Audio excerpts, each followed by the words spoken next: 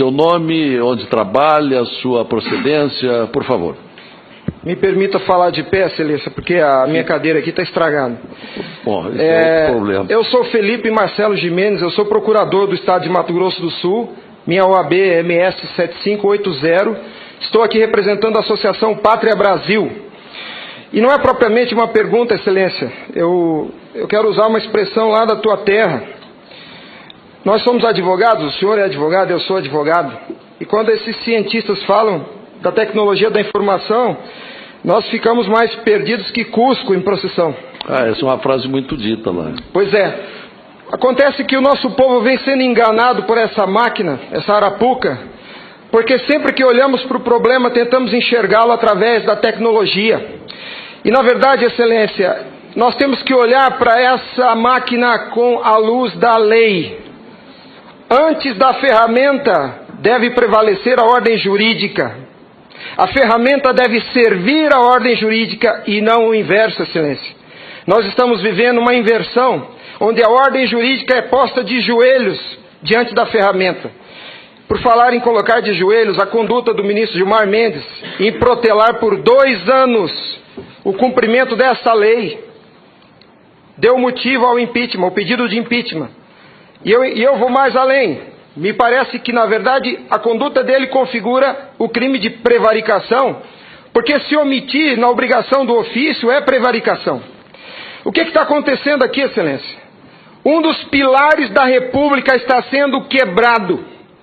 Nossa democracia e a cidadania desse povo está sendo violada, desrespeitada. No entanto, eu quero lembrar aqui uma frase de Billy Graham, um homem que dedicou 99 anos da vida para o bem do próximo. Ele dizia: a coragem é contagiosa, e o senhor está vendo aqui só alguns dos corajosos que se levantaram. Há uma onda gigantesca sendo levantada nesse país, um tsunami que vem em direção a Brasília. Os cidadãos estão indignados. O Tribunal Superior Eleitoral não pode recusar o cumprimento à lei.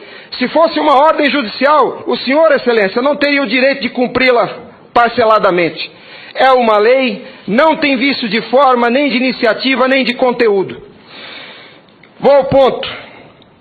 Fala-se muito da máquina, eu quero falar do ato jurídico. O senhor, como advogado, entende bem desse assunto. Somente o exercício do voto é secreto para garantir ao cidadão a liberdade de escolha. O ato seguinte, porque o processo eleitoral é feito de etapas, o ato seguinte é um ato administrativo. A contagem de um voto é um ato administrativo e se submete a um requisito de validade sob pena de ser nulo, que é o princípio da publicidade. Qualquer ato administrativo deve ser público. Entenda, Excelência, nós queremos auditar o fato jurídico, não é a máquina. Não nos interessa o software nem a máquina, nem antes nem depois. Nós queremos auditar o fato, que por natureza é um evento. O evento se perde, por isso a necessidade de dar corpo físico ao fato da contagem do voto, para que se conheça, para que se cumpra o princípio da publicidade, porque a publicidade é erga omnes, é para todos os cidadãos, não é só para o eleitor que olha no visor. Essa contagem do voto deve ser feita para que todos os cidadãos tenham a oportunidade de fiscalizá-la, e não é a contagem de milhões de votos, é a contagem de um voto, de cada voto é um ato administrativo, e será nulo se não for público. Há vários princípios constitucionais que vêm sendo quebrados desde que essa arapuca foi inventada lá em 97. A cidadania, a publicidade, a moralidade, a legalidade e a própria república, porque nós cidadãos não temos sido respeitados na nossa escolha. Nossa escolha só será respeitada se ela for retratada no corpo físico da impressão para cumprir o princípio da publicidade. O exercício do voto é secreto, mas a contagem deve ser pública. E qual que é a artimanha da urna? Ela estende o segredo do exercício até a última etapa. E o sagrado BU, eu vou usar uma expressão de alguém, eu não lembro quem é o proprietário dessa frase. A seita do santo baite tem no altar o BU. O BU não prova nada, Excelência. Quando o BU é imprimido, já houve a contagem dos votos em segredo. A fraude já aconteceu, porque cada voto contado deve ser público. O BU informa ao senhor, Excelência, o total. nem no condomínio onde eu moro não aceitariam uma eleição assim. Imagine, Excelência, se eu fosse candidato a síndico, colhesse a urna e fosse contar dentro do meu apartamento e voltasse e comunicasse aos condôminos. Aqui está o resultado, eu fui eleito. O BU é a prova da fraude, Excelência. O BU é a prova da fraude. Doutora Simone, apesar de muito jovem, foi minha professora na faculdade. Ela é talvez a cabeça mais qualificada nesse Senado para rezar esse discurso, para dizer o que é um ato administrativo. Gostaria que ela estivesse aqui. O que acontece?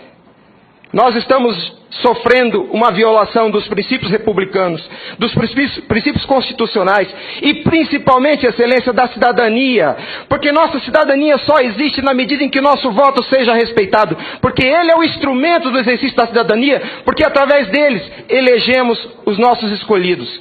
E a nossa eleição, a nossa escolha tem sido apurada em segredo e o fato se perde.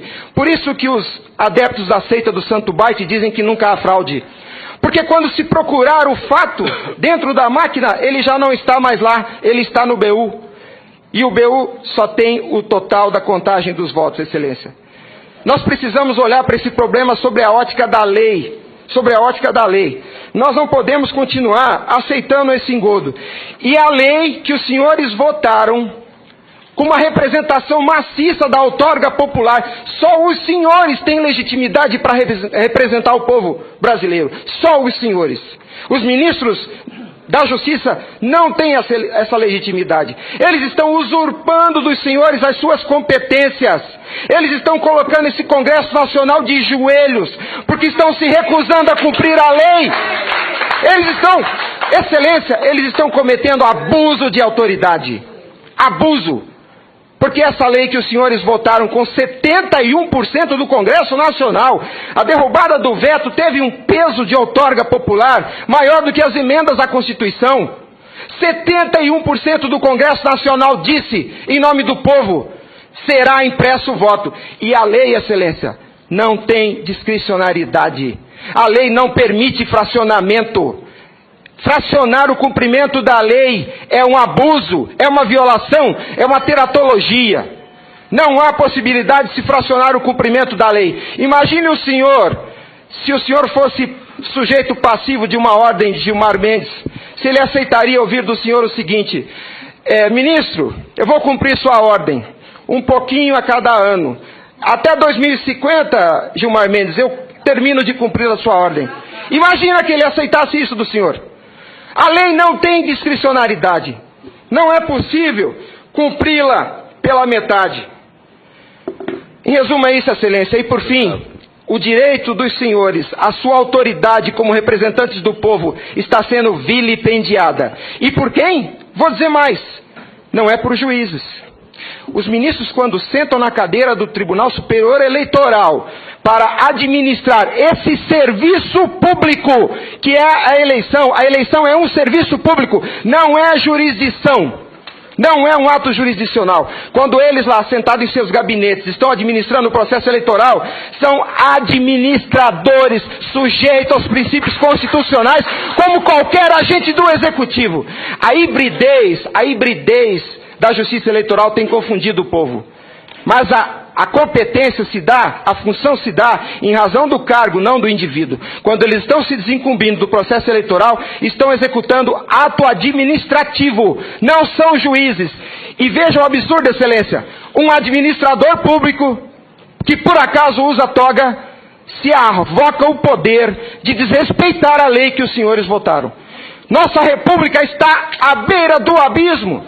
Se os senhores não se colocarem em pé e defenderem a sua legitimidade da outorga e aceitarem esse abuso de autoridade, acabou a república, Excelência. Acabou a cidadania. Então nós somos escravos. Nós seremos escravos se a nossa escolha e a lei que os senhores votaram não for respeitada. Obrigado.